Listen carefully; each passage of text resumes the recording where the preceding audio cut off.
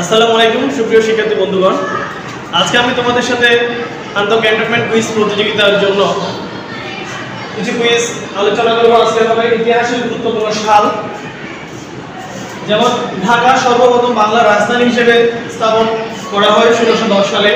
অর্থাৎ 1610 সালে ঢাকাকে প্রথম রাজধানী হিসেবে ঘোষণা করা হয়।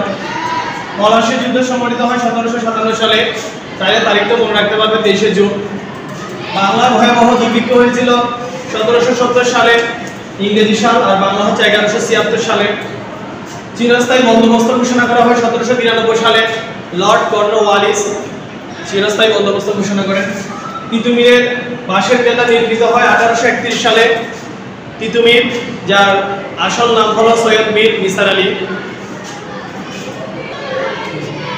নাম্বার 6, বেগম রোকেয়ার জন্ম হয় 1880 সালে, 9 ডিসেম্বর। তারিখটা মনে রাখতে পারো, আমরা এখানে সাল পড়াচ্ছি। রবীন্দ্রনাথ ঠাকুর নোবেল পুরস্কার লাভ করেন 1913 সালে। ঢাকা বিশ্ববিদ্যালয় প্রতিষ্ঠিত হয় 1921 সালে। বাংলা ভাষাকে রাষ্ট্রভাষা হিসেবে সাংবিধানিক স্বীকৃতি দেওয়া হয় 1956 সালে। চট্টগ্রাম বিশ্ববিদ্যালয় প্রতিষ্ঠিত হয় 1966 সালে।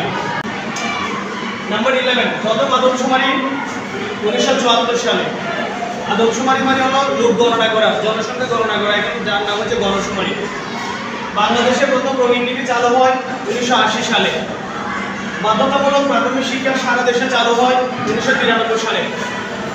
বাংলাদেশে সর্বপ্রথম ইন্টারনেট চালু হয় 1996 সালে। বাংলাদেশ ক্রিকেটের টেস্ট স্ট্যাটাস লাভ করে 2000 সালে। তাহলে আমি কিছু ঐতিহাসিক সাল এবং তার সাথে রিলেটেড ঘটনাগুলো বর্ণনা করলাম। আশা করছি তোমরা বুঝতে পেরেছো।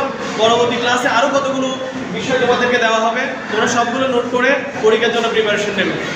আন্তঃক্যান্টনমেন্ট কুইজ